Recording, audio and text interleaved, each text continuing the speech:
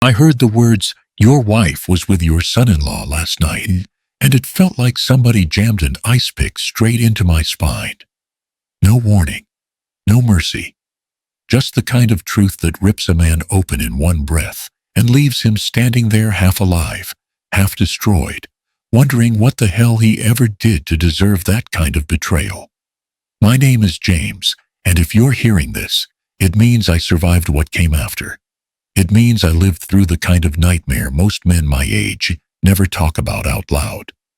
And listen, if you're watching this video right now, do me one favor, hit like, subscribe, and drop a comment telling me your name and the place you're hearing my story from. Because trust me, I want to know who's out there listening. I want to know how far my voice travels. I want to know how many people are still standing after being stabbed in the back by the ones they fed, loved, and trusted. Now, let me tell you how everything in my life shattered in a single phone call. You ever had a moment in your life when time just stops, not slows down, stops like somebody hit a switch inside your chest and the whole damn world froze while you tried to figure out if you were ding or just dreaming? That it was me at a 10-foot pump sitting in my old recliner in the living room, the TV throwing flashes of a baseball game across the walls, a half-finished glass of sweet tea, sweating next to me. My back was killing me the way it always does since the accident, my reason for retiring early from carpentry. But that night, the pain didn't matter. Nothing did. After that phone call, the phone buzzed on the side table. Unknown number from Raleigh. I almost didn't pick up. Almost. "Sir, is this Mr. James Walker?" The voice was tight, polite, the way people get when they know they're about to ruin your night. "Yeah, this is James. Merciful. Walker, I'm calling from the Brentwood Inn here in Raleigh. I'm afraid there's been a very serious issue with a reservation under your name." "Reservation?" I frowned, sat up a little. There must be a mistake. I haven't booked anything. A long breath came through the other end, like he wished someone else had to do this. "Sir, your wife checked in last night. Under your name. And she's here with another man." My heart didn't break. It didn't pound. It stopped. I said nothing. I couldn't. My ears rang loud enough to drown the TV out. The manager continued. "And we have his ID on file, too. He told the front desk he's your son-in-law." For a full 3 seconds, my brain refused to understand English. "My son-in-law, Ethan." "No," I whispered, before the word fully formed. "No. That's no. My wife's home in Greenville. She's watching my grandkids. I talked to her this afternoon." "Sir," his voice cracked, "please come down here. You need to see the security footage yourself. I cannot discuss more over the phone." My throat closed. My arms felt numb. The remote slid from my hand and clattered on the wood floor like something breaking. "Linda. With Ethan, no. No, no, no. Impossible. Linda, my wife of 35 years. The quiet, soft-spoken woman who cried when she saw baby animals on TV. The woman who battled a small storm of menopause and depression, but came out steadier, softer.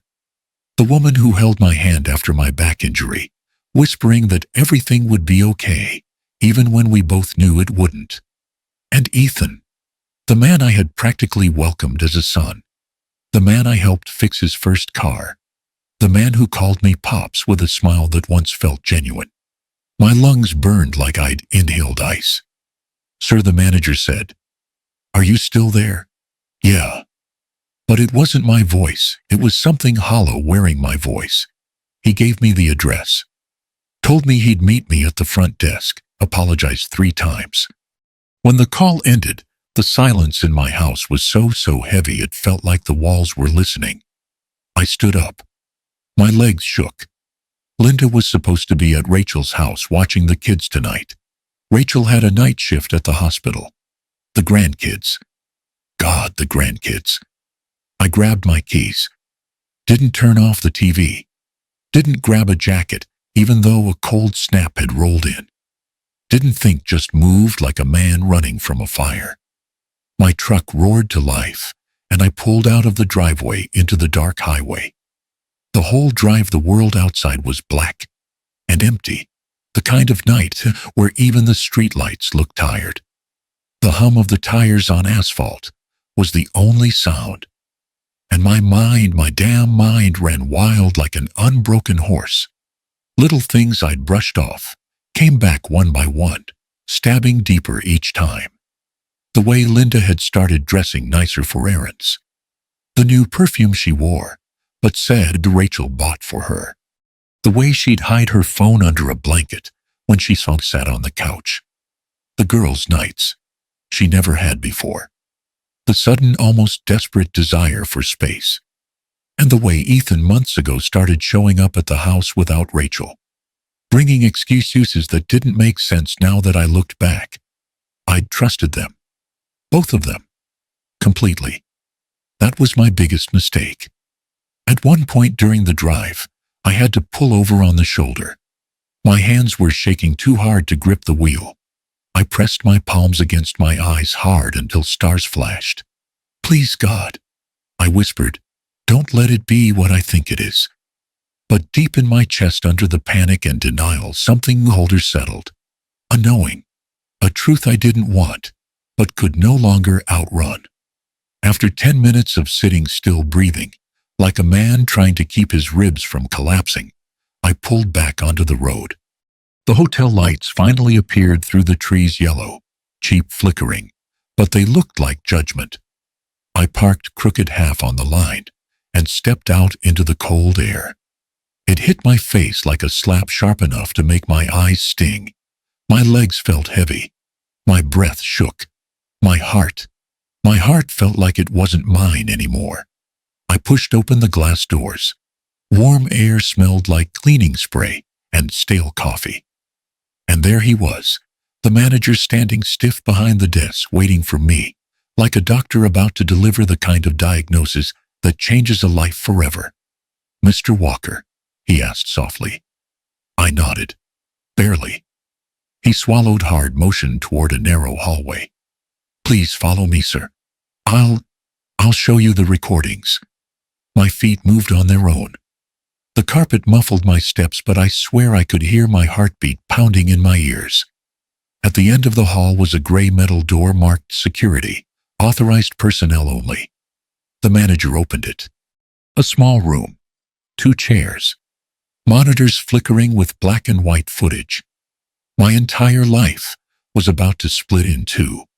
I stood there staring at the screens, my hands trembling, not from cold anymore, but from the truth closing in. And I knew in that moment that whatever I saw next, nothing could prepare me for what I was about to see in that security room.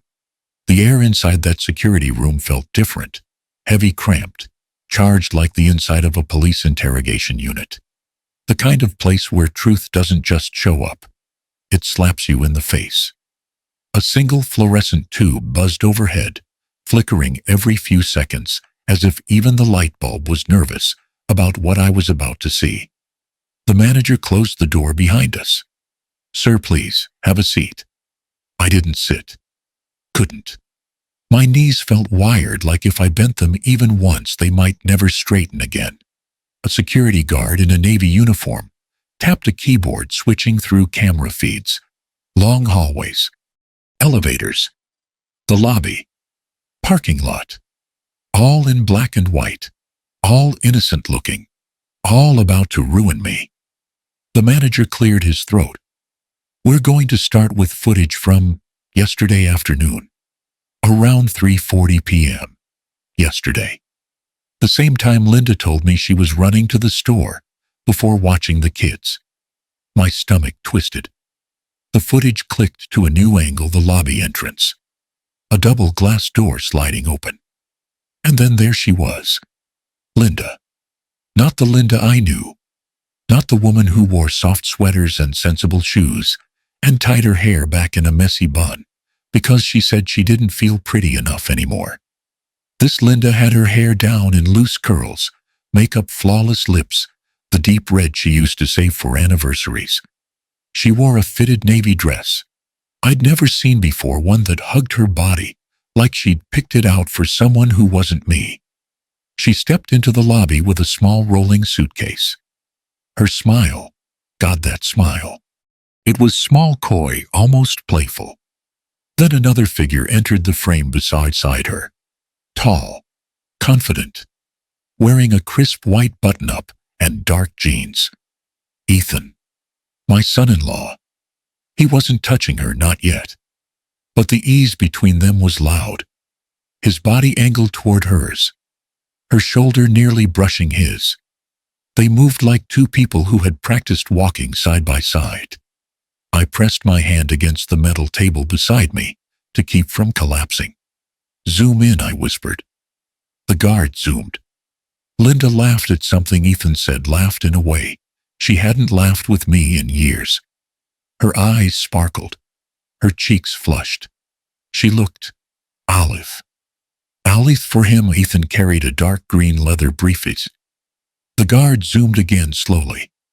A silver seal was visible on the corner of the folder inside, as Ethan opened it slightly while speaking to the receptionist on screen. I leaned in, so close my breath fogged the monitor. The seal wasn't random. It belonged to a law office. The label read, Property Succession and Medical Authority Transfer, James Walker. My name, my property, my medical rights. My chest tightened so violently I thought I was having a heart attack. It wasn't just betrayal. It wasn't just sex. It was business. Legal business. They weren't having an affair. They were plotting. Keep it playing, I said through my teeth. The footage showed them approaching the front desk. A young receptionist stood behind the counter, wide-eyed, nervous. I recognized her instantly. I'd seen her from afar walking around the lobby. Soft brown hair in a messy ponytail. A name tag, MIA. But now, she looked terrified. The manager glanced at her. Mia, would you mind joining us for a moment? Her face paled. Yes, sir. She slipped into the room and stood next to the desk, wringing her hands. Mia, I said quietly, were you here when they checked in? She nodded. Yes, Mr. Walker. Did they say anything? Her eyes darted to the manager, then to me. Her voice dropped to barely a whisper. They've been here before. I blinked. What? This wasn't the first time, she said, swallowing hard. It was the fourth in 2 months. My breath hitched. 4 times. My wife and my son-in-law had been meeting behind my back 4 times. And she continued each time. Ethan brought a different set of legal documents. He always told the desk staff he was here for a private family matter with you. With me. My head spun. They used my name even while betraying me. I forced myself to keep watching the screen. The footage switched angles. Lobby camera. A man entered through the revolving door. He wore a charcoal gray suit, expensive looking, with a slicked back haircut, and a briefcase that practically screamed money and trouble. I recognized him even before the guard zoomed. Gregory Shaw, a predatory attorney, known around North Carolina for estate restructuring and elder transitions. A man Harold, my lawyer, had warned me about years ago. He was under investigation for targeting older men with assets. What the hell? I whispered. Gregory walked straight toward Ethan and Linda. They shook hands like old partners. He pointed at the briefcase and then at Linda, giving her a reassuring smile. Like he'd done this before, many times. The 3 of them walked to the lounge area and sat down on the leather couches, the same couches James had sat on dozens of times during business trips, never imagining they'd become the crime scene of his marriage. The guard fast-forwarded. Ethan slid paperwork out of the green folder. Linda leaned in, her hand resting briefly on Ethan's knee. Gregory produced his own set of documents and a pen. They talked. They nodded. Linda signed something. Then Ethan signed. Then Gregory. My vision tunneled. The guard hit pause. The screen froze on Linda's smiling face, her hand still on Ethan's leg, while she signed papers meant to strip me of everything I built. Property, medical authority, control of my life. The manager spoke softly. Mr. Walker, I'm so sorry. Truly. I straightened, forcing the rage, the heartbreak, the disbelief down into something cold enough to handle. I need copies, I said. Everything. Every second of every clip. Every check-in record. Every invoice. Every signature. Every key log. We'll prepare it immediately, the manager replied. Mia wiped her eyes quietly. The guard began copying the footage onto a drive. When I finally stepped out of that room, the hotel lobby felt colder than the night outside. The lights seemed too bright. The people too far away. The world too loud. My marriage, my family, my trust, all shattered in one night. Not only had my wife and my son-in-law betrayed me, they were plotting something far more calculated. As I pushed through the glass doors and stepped into the freezing air, one truth settled into my bones like winter frost. They weren't just cheating. They were planning something bigger. Something with my name on it. The drive back home was the longest hour of my life. My hands never fully stopped shaking. The road felt endless. The night too quiet, like the world already knew what I had just seen and was holding its breath for whatever I would do next. But I didn't scream. I didn't cry. I didn't punch the dashboard the way younger James might have done. At 60 you learn that some battles require silence, not because you're weak, but because the wrong sound at the wrong time can get you killed. When I pulled into my driveway, the porch light was still on. Linda always left it on for me. Tonight it felt like an insult. I stepped inside. There she was, standing at the kitchen counter in her yellow robe, stirring chamomile tea like any other night. She looked up with that soft smile I had fallen in love with decades ago. Hey, honey, you're back late. Everything okay? My throat nearly closed. She had no idea I'd just watched her kiss my son-in-law in a hotel lobby. She had no idea I'd seen her sign documents meant to steal my home, my life, my autonomy. She had no idea she had already killed the man she used to sleep beside.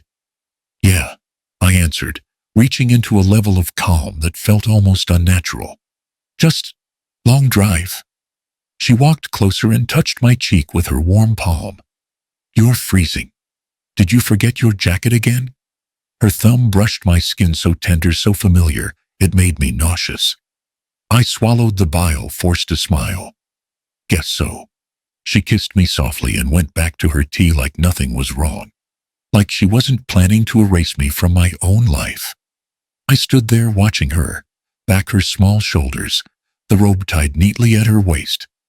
For the first time ever, my home didn't feel like mine. It felt like enemy territory. I barely slept. Every time I closed my eyes, the footage replayed her laugh. Ethan's hand on her back, the signatures. Around 6 a.m. I gave up trying and sat on the edge of the bed, staring at the floor until the sun cracked through the curtains. Then I made a decision. Today, year would begin. A war fought quietly, patiently, intelligently. A war Linda and Ethan would never see coming until it was far too late. By 8:30 that morning, I was walking into the small brick office of Harold Jenkins, my attorney, for almost 25 years.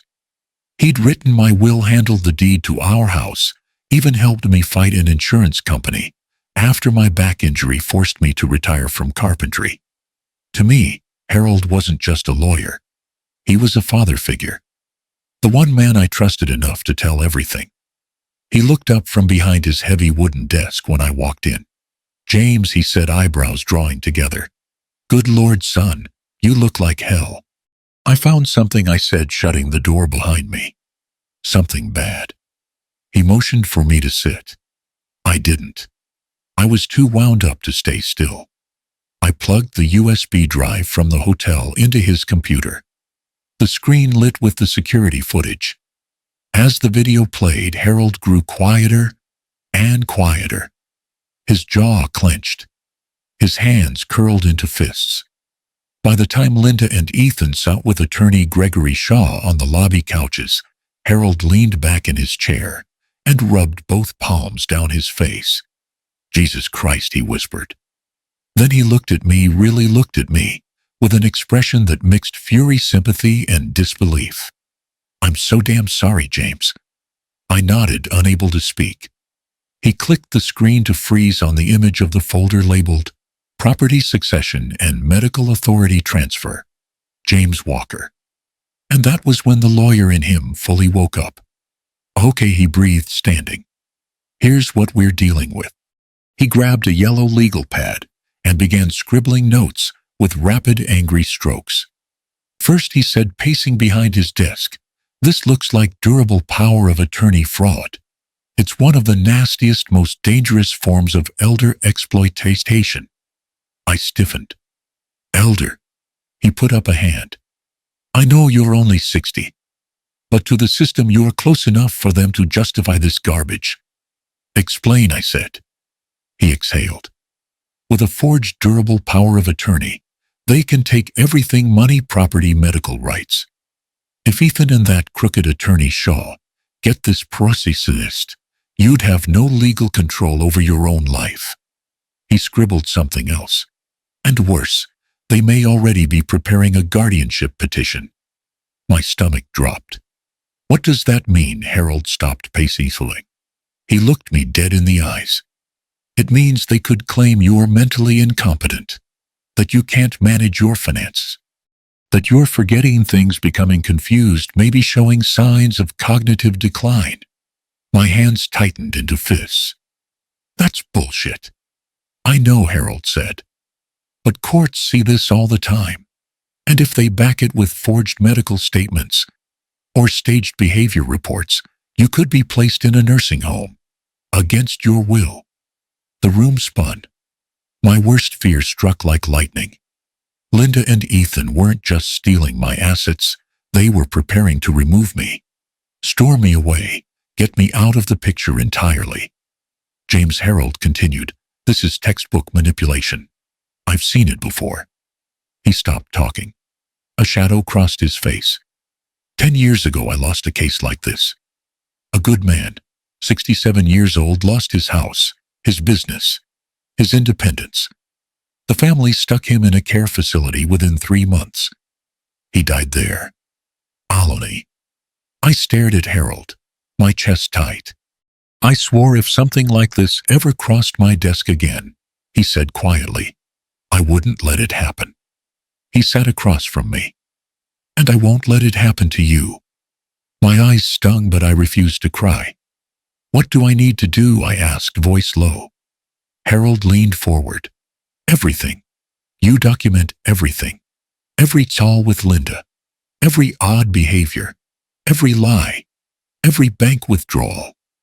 Get your medical records, your cognitive evaluation. Freeze your accounts. Run your credit. Pull property deeds. Back up your emails." He handed me a list 2 pages long. "This is now a war, James. And wars aren't won with rage. They're won with paperwork." I nodded slowly and my heartbeat steadied for the first time since last night. "You'll be the smartest man in the room," he said. "You'll stay silent. You'll play dumb. You'll let them think you're unaware." Until when? Harold's eyes burned with something fierce, a kind of relentless fire I'd never seen in him. He stepped closer, his voice low, every syllable heavy with truth. "James, if you stay silent, they'll bury you alive." From that day on, I lived inside my own home like a stranger. Not because I didn't belong there anymore, but because the woman I'd loved for 35 years had suddenly become someone capable of destroying my entire life with a single signature. And the worst part, Linda had no idea I'd seen everything. The first few mornings after that night in the Raleigh hotel felt like stepping into a perfectly rehearsed play. Linda poured my coffee the way she always did, asked if I slept well, reminded me to take my back medication, all with that gentle voice I'd trusted my whole damn life. Every word, every smile, every tiny gesture felt like betrayal wrapped in honey. She said thinking I'll run to the store later, might get home a little late. But I had checked the mileage on her Camry the night before. She hadn't gone to any store yesterday. She had driven straight to Raleigh. Again. Raleigh. I just smiled. All right, be safe. Inside, I added another checkmark to my growing list of evidence. At noon after she'd left, I started the part Harold called living surveillance. Watching her, inside our own house. I opened the drawer of her nightstand. Everything was neat. Too neat. Linda had never lived like that, not once in 3 decades. I knew, because I'd picked up after her all those years. In the bathroom trash, I found a receipt for makeup she'd never worn before, the same style she'd worn in the hotel video. Evidence. In her handbag, I saw the usual mints, tissues, wallet keys. And then something that froze me in place, a bottle of men's cologne. Not mine. Not any I'd ever used. I lifted it slowly, unscrewed the cap, and smelled it. That scent, sharp, young, bold. The same scent I'd smelled on Ethan's jacket countless Sunday dinners. I set it down gently, afraid I'd crush it in my hand. Around 4 p.m., I heard whispering in the living room. Linda was on the phone. Not tonight. James is home. Yeah. I miss you too. Next week. We'll figure it out. She used that soft voice, the kind a woman uses when she's trying to keep something precious hidden. I stood on the staircase, my hand gripping the railing so hard the veins popped. I didn't need to hear anything else. I didn't need the name. The tone was enough. I quietly hit record on my phone. Another piece of evidence. Later that day, I went outside to mow the yard. June heat pressed down on everything. The smell of fresh grass mixed with warm soil, a smell that had always meant home to me. I stopped the mower for a moment, grabbed my side because of the familiar back pain, and looked at the house, the same house I'd built piece by piece, board by board, with my own hands. 35 years. I'd built that place with sweat and love. Every corner carried a memory. Now the woman I trusted most was quietly trying to steal my whole life out from under me. Not just cheating, not just betrayal. She was slowly, methodically erasing me. Legally, coldly, perfectly planned. Around 6, Rachel showed up, without calling first. My only daughter. The girl I rocked to sleep during Linda's postpartum depression. The girl I stood in the rain for when she graduated nursing school. Rachel walked through the door with that big, bright smile of hers. Hey, Dad. Where's Mom? I had to stop myself from breaking down right there. She didn't know a thing. And somehow that hurt more than the affair itself. She went to the store, I said. Again, Rachel laughed. She basically lives there. I forced a laugh too. God. If she knew what her husband and her mother were doing behind her back, if she knew they were planning to put me in a nursing home to take everything, I wanted to tell her. I wanted to protect her. I wanted to grab her by the shoulders and warn her. But Harold's voice echoed in my mind. Not yet. One wrong word could blow everything up. So I stayed silent. That silence weighed more than anything I'd ever carried. When Rachel left, I went to my office. There, lying among some papers, maybe left accidentally, a printed document. I picked it up. One line hit me like a hammer to the chest. Transfer request to Walker Ranch property. Proposed new owner, Ethan Carter. My father left me that ranch. It was where I taught Rachel to drive. My last piece of heritage. And Ethan, the man I'd treated like a son, had his name printed on it, as if it was already his. I set the paper down slowly, hands trembling. That night, after Linda went to bed, I sat in the dark living room on phone, and it hit me clear as a bullet, sharp as truth. They weren't just stealing my money. They weren't just taking my home.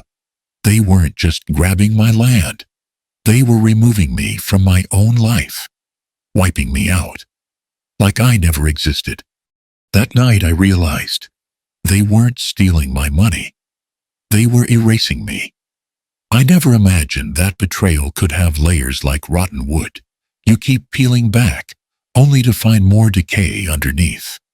But Carmen Ruiz, the private investigator Harold brought in, showed me just how deep the rot went.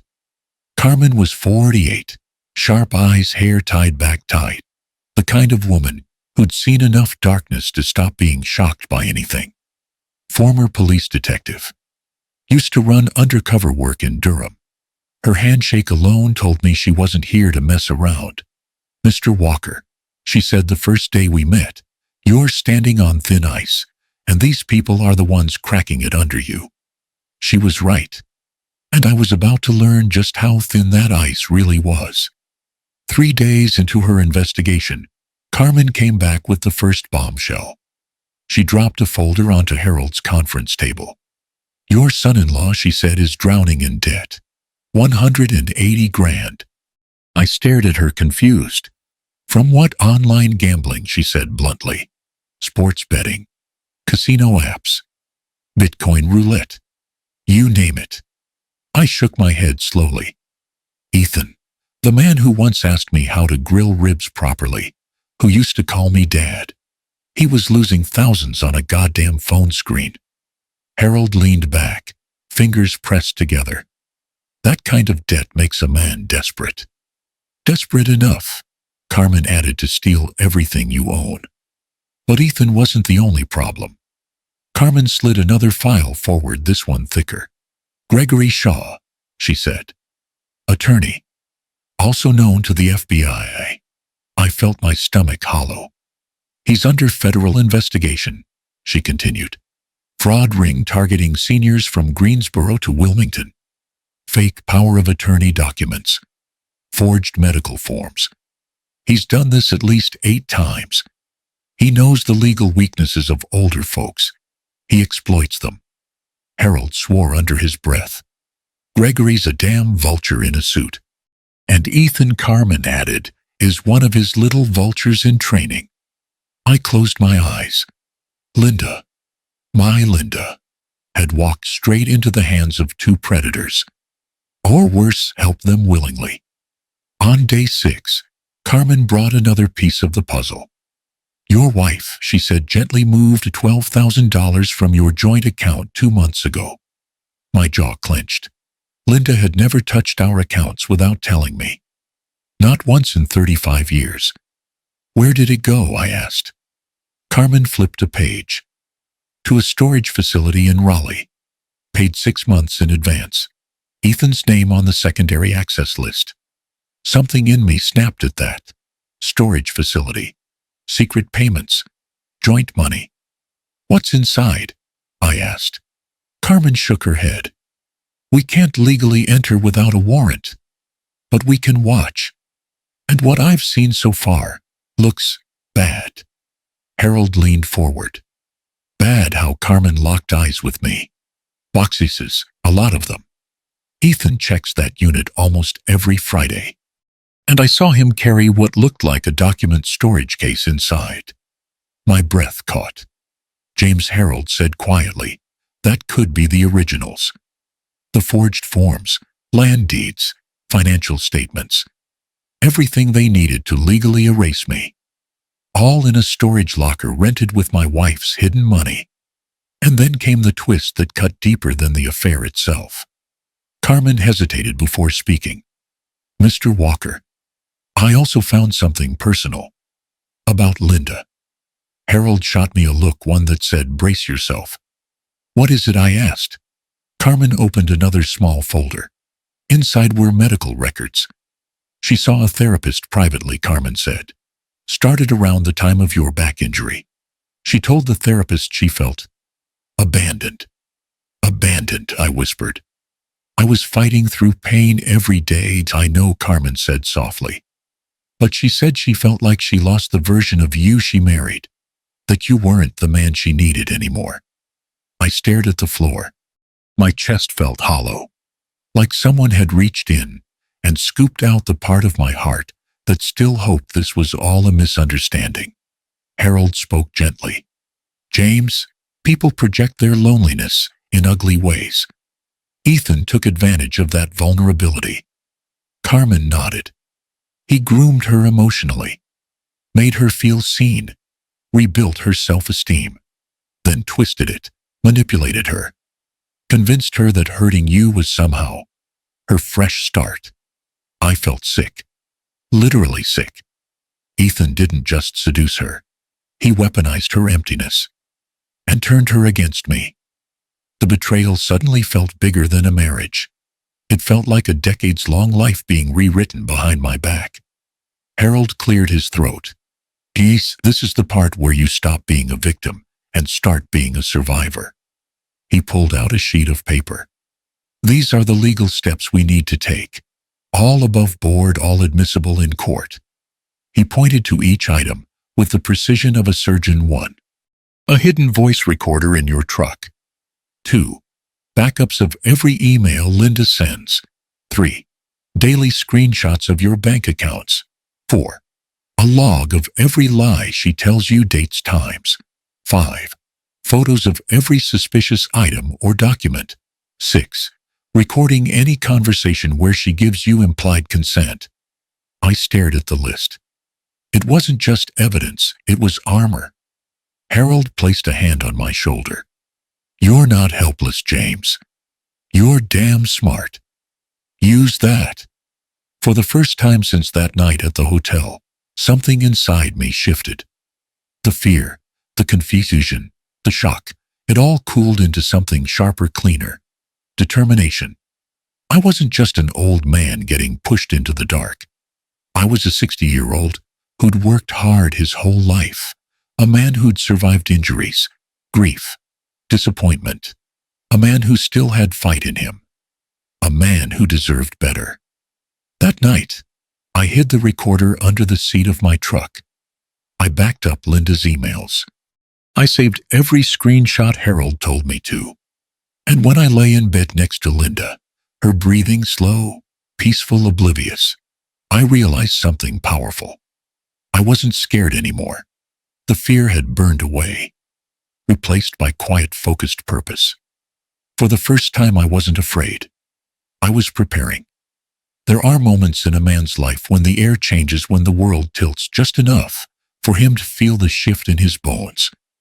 For me, that moment came on a gray Friday evening, humid and heavy, when Carmen called and said, James, they're meeting tonight. A different location. An apartment under Ethan's name. Her voice was low-clipped, urgent. Within 10 minutes, I was in Carmen's SUV, headed toward a part of Raleigh I hadn't been in for years, the kind of neighborhood where people stayed quarters, paid cash, and minded their own business. Storm clouds hovered low. Thunder rolled like distant artillery. Perfect weather for secrets. We parked across the street from a squat, forgettable apartment building. Light in one window. Blinds half drawn. That's the unit, Carmen said. Number 2B. My hands were sweating. My chest felt tight. James, Carmen added gently. You don't have to go up. I can film. No, I said. I need to see it myself. This wasn't about revenge anymore. It wasn't about hurt feelings or a marriage falling apart. This was about survival. We moved carefully across the street, keeping to the shadows. Carmen's camera was small, professional grade, silent. She handed me the backup phone. If anything happens to me, she whispered, run. Don't argue, or you. I nodded. We reached the window. The blinds left just enough of a gap to see inside. And what I saw tore something inside me clean in half. Linda, my wife of 35 years, her hair done the way she used to do it when we first started dating. A soft blue blouse I hadn't seen in months. Lipstick, jewelry, all the things she'd quit wearing around me long ago. She was standing close to Ethan, too close, his hand on the small of her back, her shoulders relaxing into his touch. They were talking over a stack of documents on the kitchen counter. Carmen zoomed in. Ethan laughed at something she said, grabbed her face, and kissed her hard. I felt my throat close. Something hot burned behind my eyes. Carmen touched my arm lightly, slant support. Then Linda signed the first sheet of paper. Carmen whispered, zooming in. On the screen, the heading came into focus: Emergency Guardianship Petition, James Walker. My knees almost buckled. The summary paragraph was short, brutal. Subject suffers cognitive decline, memory loss, increased aggression, unable to manage finances, medical decisions, or property. Linda signed again. Ethan smirked and signed as co-petitioner. They weren't just stealing my property. They were preparing to strip me of my legal existence, my voice, my autonomy, my name. Emergency guardianship would give Linda and Ethan full control of my bank accounts, power to sell my home, authority to institutionalize me, access to all medical decisions, everything, all of it. And they were smiling. Carmen zoomed further. More documents, property transfer drafts, medical authority reassignment, a pre-filled nursing home intake form. I felt something inside me crack, a soundless fracture that spread through my chest like shattered glass. They're burying you, Carmen whispered. Alive. We stayed until Ethan locked the folder, kissed Linda goodbye, and walked her to the door. After they left, Carmen exhaled. James, this is the biggest piece of evidence we could ever hope for. My voice was barely a whisper. I want the footage backed up. 3 copies. Already done, she said, hand on my shoulder. But Ethan didn't drive off immediately. He stood in the parking lot scanning the area. Slow, suspicious. His eyes drifted dangerously close to where we were parked. Carmen cursed under her breath. He senses something. We're leaving, I said. We slipped away carefully, making a wide loop around the block before heading back to the highway. The storm finally broke, sheets of rain hammering the windshield. Halfway home, something unexpected happened. I saw hazard lights on the shoulder. A familiar car. Rachel's. My daughter sat inside, face lit by the glow of her phone. She looked exhausted, fragile, in a way I hadn't seen since she was a child. Without thinking, I pulled over behind her. I walked to her window and knocked softly. When she looked up at me, her eyes filled instantly. Dad, I didn't want to bother you. I just needed a minute. I opened her door, and she collapsed into my arms, sobbing. I don't know what's wrong with Ethan lately, she whispered. He's distant, secretive, cold. I feel like something bad is happening, and I can't see it. My throat tightened. I held her tighter. I couldn't tell her the truth. Not yet. Not like this. So I just said, I'm here, honey. Whatever it is, we'll get through it. Her tears soaked into my shirt. And I stood there on the side of the highway holding my daughter, knowing that the man she loved was trying to destroy her father. When I finally made it home, I drove straight to Harold's office. It was nearly midnight, but his light was still on. He watched the footage twice, silent, jaw tightening. Then he sat back, took off his glasses, and said the words that shifted everything. James, this is the smoking gun. He wasn't being dramatic. This was the kind of evidence judges don't ignore, the kind prosecutors dream of. But before I could breathe a moment of victory, Carmen grabbed her phone with a curse. Harold, James, listen. Her voice shook. I intercepted communication. Ethan's planning to file the emergency guardianship petition. Monday morning. I stared at her. That's in 48 hours, Carmen finished. Harold stood, slammed his palm on the desk. Then we don't have a minute to spare. They were about to file the guardianship petition. Monday morning. I had 48 hours left. By Saturday morning, something inside me had shifted for good. It wasn't anger anymore. or heartbreak, or even fear. It was purpose. Cold, quiet, precise. Because once a man knows exactly how they plan to bury him, he finally understands exactly how to fight. 9:12 a.m. Bank of America Greenville branch. I walked into the bank in my work boots, jeans, and a flannel shirt. Nothing about me. Looked like a man who was preparing for war, but inside every step was strategic. The bank manager, a young guy named Daniel, greeted me with a polite smile. "Morning, Mr. Walker. How can I help you today?" I leaned in slowly. "I need every account frozen, every password changed, every transfer blocked, unless I'm standing right here in front of you." His smile faded instantly. "Is everything okay, sir?" "No," I said. "But it will be." He didn't ask another question. Within minutes, he'd reset everything, checking savings, retirement accounts, emergency fund, even the online access I barely used. Every account was now protected by codes Ethan would never guess. Not birthdays, not anniversaries, not anything personal. Just steel walls. Then I added one more thing. Put a fraud alert on my profile. High priority. Anyone attempts a withdrawal, you call me. No exceptions. Daniel nodded. "Yes, sir." When I walked out of that bank, I felt 10 pounds lighter. Ethan's hands were officially off my money. That was step one. 11:03 a.m. Harold's office. Harold had already called in a favor from an old friend, a geriatric specialist who owed him for winning a malpractice suit years back. The man ran a full cognitive evaluation on me. Memory tests, reasoning, reflex checks, problem solving, orientation, neuro assessments. After an hour, the doctor looked up and said, "James, you're sharper than most men in their 40s. I'll sign whatever you need." Harold exhaled in relief. This document, a medical declaration of full mental competence, was the bulletproof vest I needed against the guardianship petition.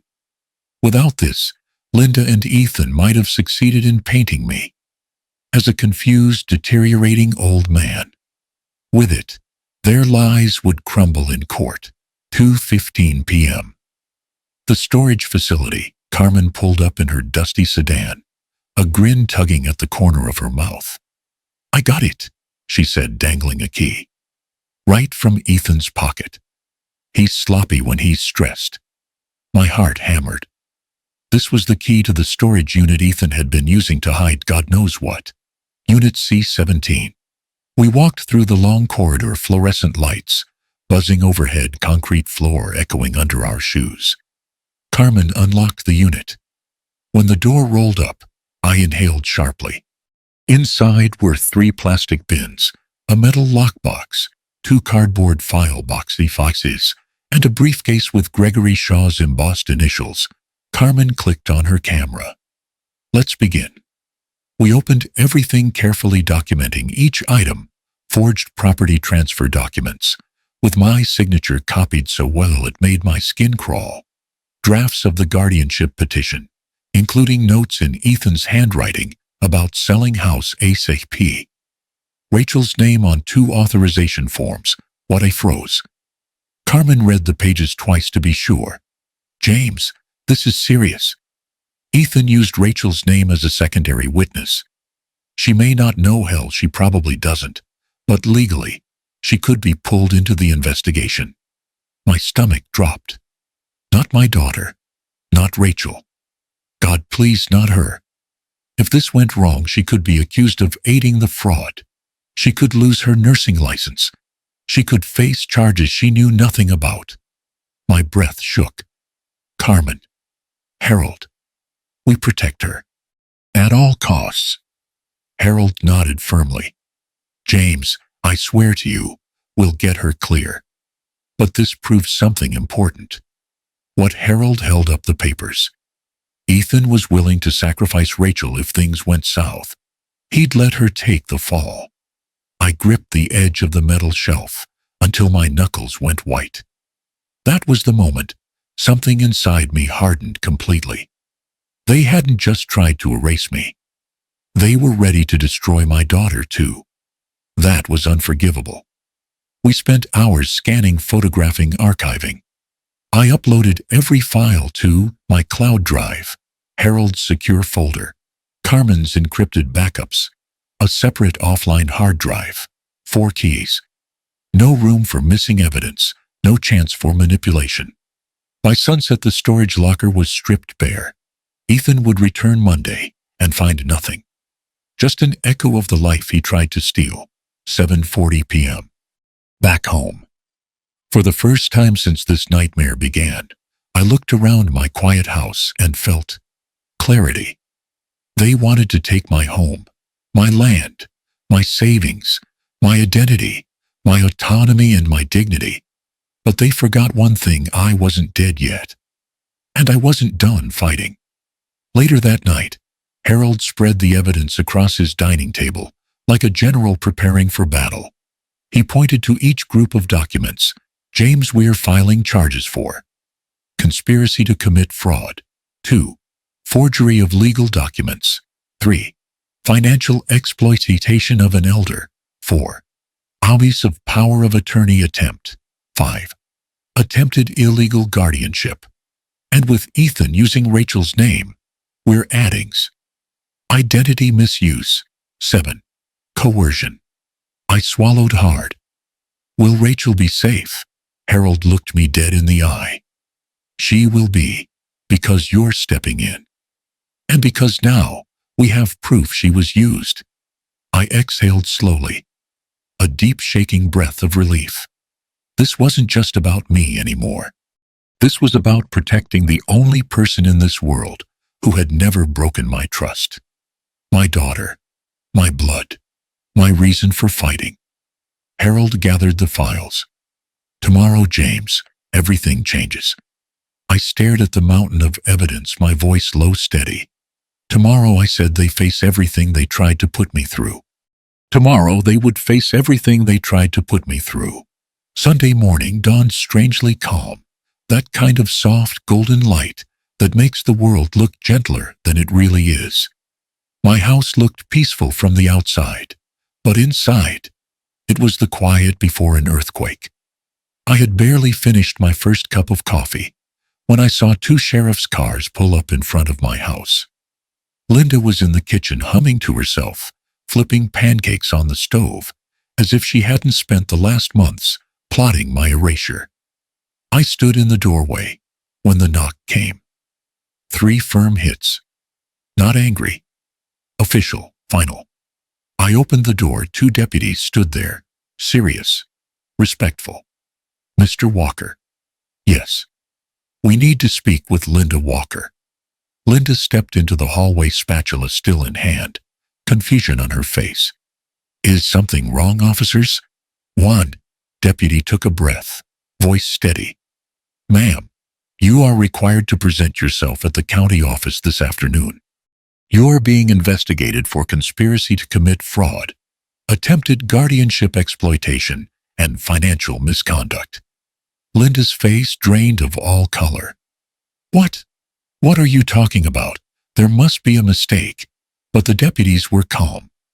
They'd seen this before. This is not an arrest at this time. But you are formally instructed to appear at 2 p.m. today. Failure to comply will result in a warrant. Linda's eyes darted to me. I didn't look away. Her lips trembled. For the first time I saw fear, real fear in her face. Not guilt. Fear of consequences. The deputies left. Their tires crushed gravel as they pulled away, leaving the silence ringing through the house like a judgment. Linda spun toward me. James, what did you do? That was rich coming from her. What I did, I whispered. You nearly stole my life. Her eyes filled with tears, instantly hot, desperate, frantic tears. James, please, please listen to me. It's not what it looks like. Ethan, he made me believe things. He told me you were... I raised a hand. Not to stop her. To silence the lie forming on her tongue. I've seen the documents, Linda. Her breath hitched. James, he manipulated me.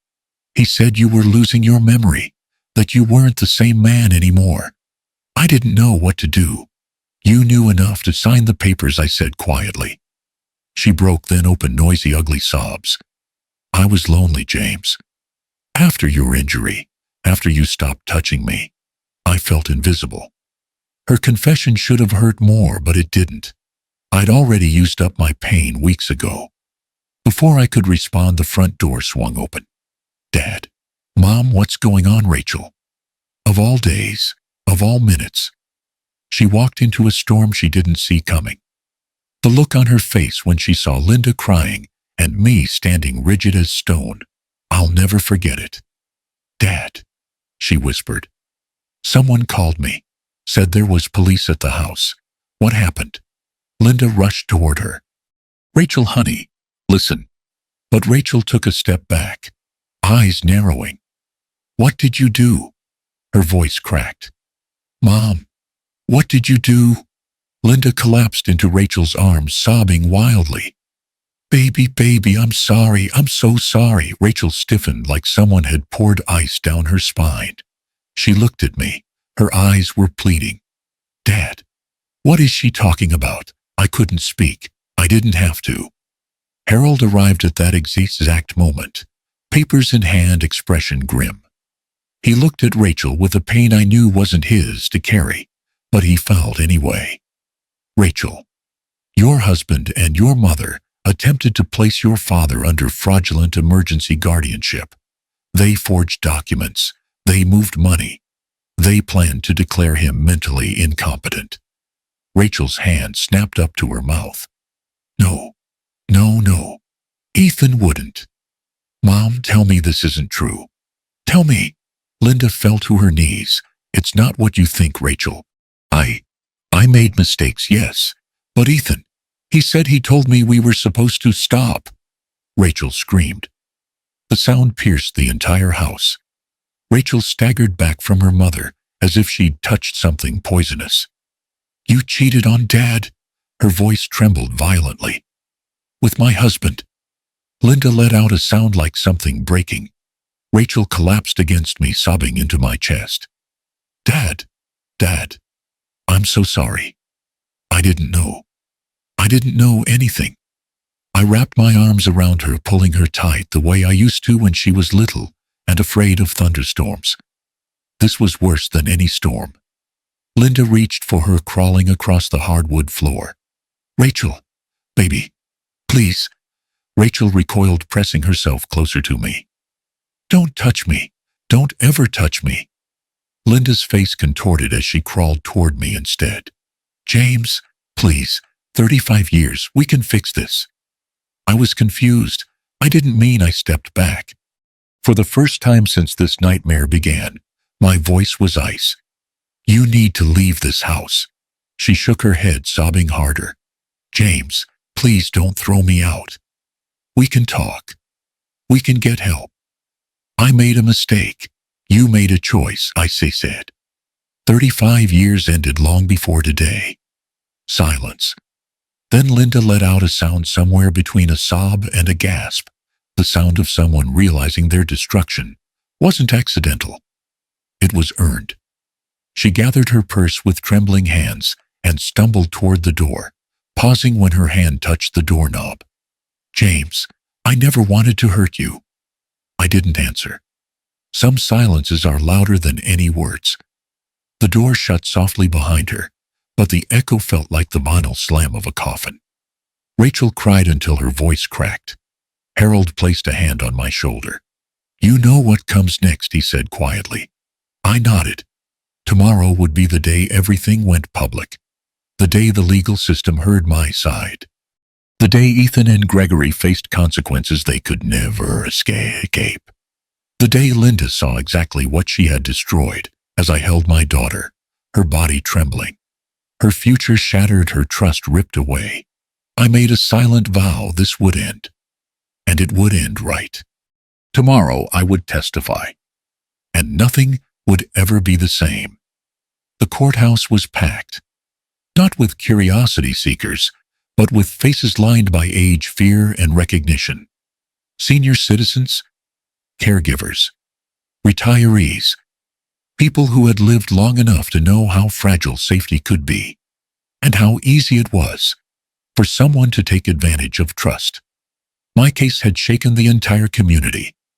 Everyone wanted to see how it would end. I walked into the courtroom with Harold beside me, steady as ever. Rachel was in the second row with tissues balled in her hands, still bruised from betrayal, but standing tall. And then Ethan entered, handcuffed, orange jumpsuit, eyes hollowed out from nights he couldn't hide behind lies anymore. The moment he spotted me, he froze. I didn't glare. I didn't look away. I simply held his gaze. His eyes filled with something broken. Not anger, not defiance, defeat.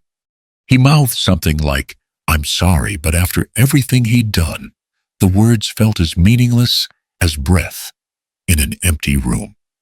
Moments later, Gregory Shaw was brought in.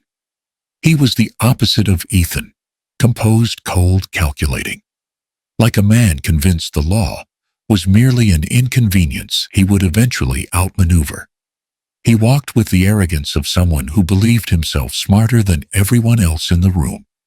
But that arrogance cracked just slightly the moment he saw the evidence folders on the prosecutor's desk.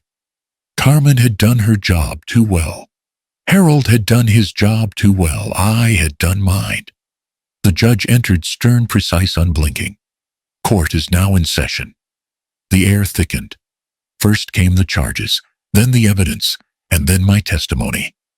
Harold squeezed my shoulder before I stood. "You earned this moment," he whispered. "Tell the truth. That's all you've ever needed." I walked to the witness stand. My palms didn't sweat. My voice didn't tremble. I wasn't afraid anymore. The prosecutor's opening questions were simple at first. "State your name." "James Walker." "How old are you?" 60 years old. "How long were you married to Linda Walker?" 35 years. But then came the questions that cut deeper. "When did you discover the affair and the conspiracy against your estate? When did you realize your son-in-law intended to declare you mentally incompetent? How did it feel knowing the people you trusted most planned to erase you?" I told them everything. Not dramatically, not angrily, just truthfully. And the truth carried its own weight. The courtroom went silent, so silent I could hear my heartbeat when I recounted the moment I watched the hotel footage, when I discovered the guardianship petition, when I realized my daughter's name had been forged into their plans. Rachel cried quietly while I spoke, but she didn't look away. She wanted to hear the truth from me, not from lawyers, not from police, not from a judge, from her father. When I stepped down from the stand, people in the audience nodded at me. Some even touched their hearts.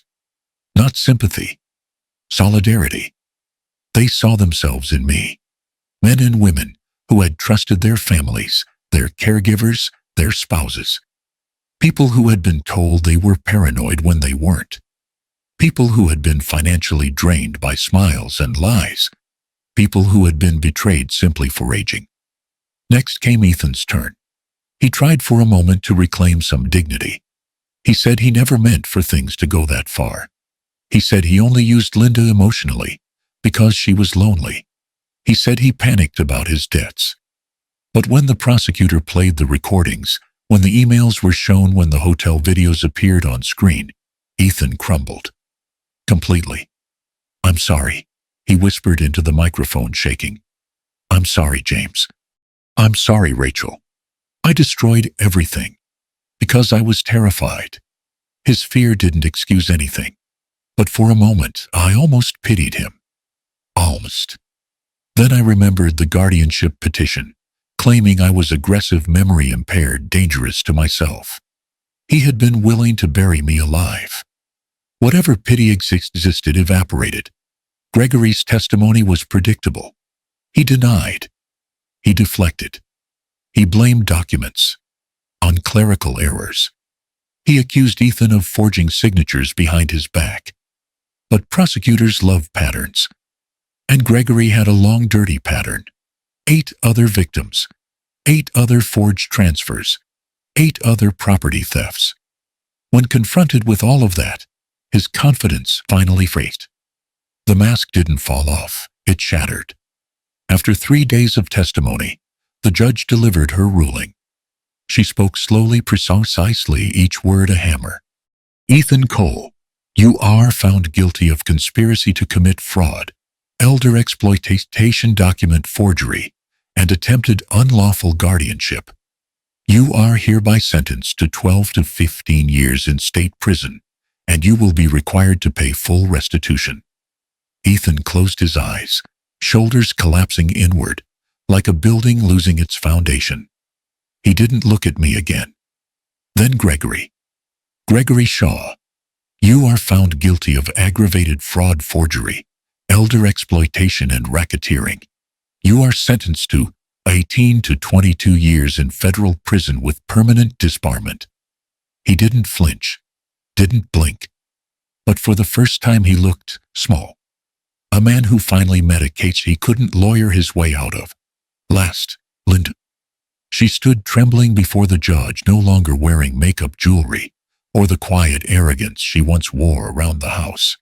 Linda Walker, due to your cooperation with investigators, your lack of criminal history, and the coercive influence established in this case, you are sentenced to 3 years probation, mandatory counseling, financial restitution, and a no-contact order with James Walker. Linda wept openly. She looked at me once with a face full of regret I could no longer accept. I didn't hate her, but I didn't know her anymore, and she no longer had any place in my life. As the gavel struck the final time, something inside me lifted slowly, painfully, but unmistakably. It wasn't joy. Justice isn't joyful. It's heavy. It's sobering. It's the kind of victory that still costs something deep inside. But it was right. And for the first time in months, I felt air in my lungs again. Freedom, safety, clarity. I hadn't won by being louder, younger, stronger, or faster. I won by surviving, by seeing the truth, by refusing to let them erase me quietly. Rachel slipped her hand into mine as the courtroom emptied. Dad, she whispered. It's over. I nodded. Yeah, I said softly. But healing, that will take time. But healing, that would take time. Rachel moved back home 2 weeks after the verdict. She didn't bring much with her, just 2 suitcases, the kids' backpacks, and a framed photo of her from nursing school that Ethan once kept on his desk. She set it face down on the hallway table and never touched it again. The house felt different that day. Not haunted, not broken, just open, like a place waiting to be lived in again. The first morning they stayed with me, I woke to the sound of little feet running down the hallway, Isaac laughing, Lily chasing him with a stuffed rabbit, both of them shouting, "Pop, pop, pancakes." I hadn't made pancakes in years, but somehow my hands remembered exactly how much batter to pour, how golden the edges had to be, how the smell filled the whole house with something warm and safe. Rachel stood by the counter watching me. You look lighter, she said softly. I feel lighter, I replied. Not healed, not fixed, just lighter. A start. I decided the house needed changes, big ones. Not to erase the past, but to reclaim the space I had spent 35 years building. I repainted the living room a warm oak brown. I replaced the fading carpet with wooden floors I polished by hand, the way I used to before my back injury. I took down the pictures of Linda and me, not out of anger, but because the walls deserved honesty. Every nail I hammered felt like stitching myself back together. Every board I cut felt like reclaiming the man I was before betrayal tried to hollow me out. But the garden, that was where my real healing began. It had been neglected for months. maybe years. The tomato bed was overgrown with weeds. The azaleas were nearly dead. The old maple tree was shedding early, like even it had been tired of the silence. One Saturday morning, I got down on my knees in the dirt. For hours I pulled weeds, trimmed roots, turned the soil slow, deliberate movements, the kind a man makes when he's trying to put himself back into the world, one handful at a time. When I finished, Rachel walked out with 2 cups of lemonade. She saw the cleared garden bed and smiled. "That looks like the old you," she said. "No," I answered, wiping sweat from my brow. "This looks like the new me." Harold checked on me every now and then. Once a week he'd call. "You sleeping well? You eating enough? You still keeping that cloud back up?" Old man questions from one elder to another, the kind that meant more than they sounded. Carmen even stopped by once, handing me an envelope with the last pieces of paperwork about the case. She stayed for a few minutes, long enough to pat my shoulder and say, "Most folks break under that kind of betrayal. You didn't." I didn't have an answer then. I still don't. Maybe I didn't break because I didn't have the luxury. Rachel needed me. My grandkids needed me. And deep down, I needed me too. 2 months after the trial, a letter came. The return address: North Carolina State Correctional Center, inmate mail processing. Ethan. I stood in the kitchen staring at the envelope for a long time. Rachel noticed and froze. "You don't have to open it, Dad." "I know," I said, "but I will." The letter was short.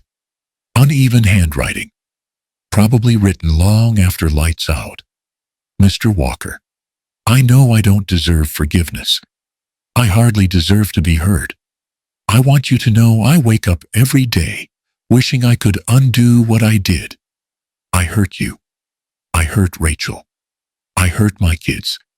I lost myself long before I tried to take anything from you, and now I have to live with that. I'm sorry. Ethan." I folded the letter, placed it in a drawer, and closed it gently. I didn't feel rage. I didn't feel mercy. I felt acceptance. Something a man only gets to feel after surviving the very worst someone can do to him. Linda never contacted me again. Her probation officer later confirmed she moved to Virginia to live with a cousin. No phone call, no letter, no goodbye. And strangely, that silence felt kinder than anything she'd said in years. Life found its rhythm. Slow, honest, unforced. On Wednesday evenings, Rachel and I took the kids for ice cream at a small shop near the river. On Sundays, we grilled on the porch, the smell of smoke and chicken filling the air, while the grandkids chased each other across the yard. And once a month, I spoke at the Greenville Senior Center. It started small, 10 people sitting in a circle. But then 20 came. Then 40. Then the local newspaper wrote about it. I talked about fraud, guardianship abuse, document forgery, how easily trust can be weaponized. But I also talked about dignity, courage, the quiet strength of growing older and refusing to let life erase you. One older man cried into my shoulder after a meeting. "They stole $50,000 from me," he whispered. I thought I was stupid. "You're not stupid," I told him. "You were trusting." There's a difference. Every time I left those meetings, I felt something growing in me. Purpose. The kind of purpose pain can't steal once you turn it into something useful. One evening, as summer settled into the neighborhood, I sat on the porch while the kids played tag in the yard. The sun dipped low, painting everything in amber light. Rachel came out with 2 glasses of iced tea and sat beside me. "You know," she said, "this house feels like home again." I nodded. "I think we all do." We watched as Lily shrieked with laughter and Isaac nearly fell trying to outrun her.